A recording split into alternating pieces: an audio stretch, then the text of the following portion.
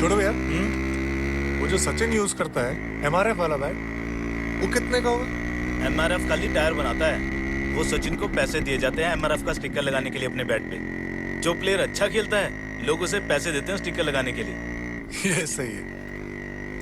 MS Dhoni the untold story या मूवीमधली ही clip आहे आणि याच्यामध्ये असं दाखवलं की महेंद्रसिंग धोनी ज्यावेळी लहान असतो म्हणजे तरुण असतो त्यावेळी त्याला देखील वाटत असतं की ही जी MRF वगैरे बॅट आहे ही MRF कंपनीज बनवते. मी देखील लहान होतो त्यावेळी क्रिकेट पाहण्याचं खूप वेळ निर्माण झालेलं होतं आणि क्रिकेटबद्दल एक जबरदस्त अटॅचमेंट बनली होती. त्यामुळं क्रिकेटमधल्या सगळ्या गोष्टी आवडू लागलेल्या होत्या. बॅट ज्या होत्या त्या स्पेसिफिक बॅट मला खूप आवडायच्या आणि मला देखील वाटायचं की ब्रिटानिया बॅट असते, हिरो होंडाची बॅट असते आणि MRFची बॅट असते.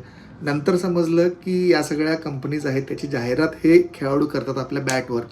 जसं की सचिन त्यावेळी MRFचं स्टिकर त्याच्या बॅटवर लावायचा आणि असं वाटायचं की MRF नावाची जी काही बॅट आहे ना ती फक्त एकदम दिग्गज खेळाडूंच्याकडेच असते. जसं की सचिन वापरायचा, ब्रायन लारा वापरायचा आणि स्टीव्ह वॉ या तिघांच्याकडेच MRFच्या बॅट्स होत्या.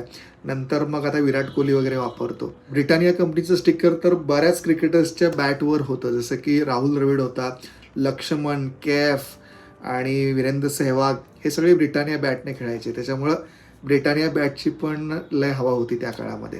हिरो होंडा बॅट हा गांगुली वापरायचा आणि युवराज सिंग वापरायचा. मला देखील खूप वर्षानंतर समजलं होतं की या बॅटवर स्टिकर लावायला कंपनी या खेळाडूंना पैसे देते. जसं की विराट कोहलीला सध्या MRF ही कंपनी वर्षाला 8 कोटी रुपये फक्त बॅटवर स्टिकर लावायची देते.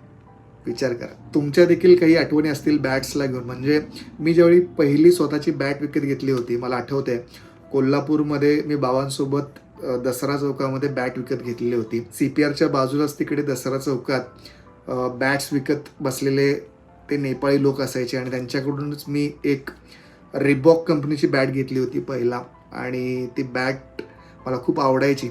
लवकरच ती बॅट तुटली पण ती दांड्यातून निघाली आणि मग नंतर मी त्याला फेविकॉल आणि तो वाकळ शिवायचा दोरा ते सरस गुंडाळून वगैरे त्याला मी मस्त परत त्याची बॅटिंगची गटिंग केली होती आणि नंतर मी ती खूप वर्ष बॅट वापरलेली देखील होती. तर तुमची काय आठवण आहे बॅटला घेऊन? तुमची स्वतःची पहिली बॅट तुम्ही कधी घेतली आणि तुम्हाला कुठल्या खेळाडूची बॅट आवडायची हे देखील नक्की कमेंट करून सांगा.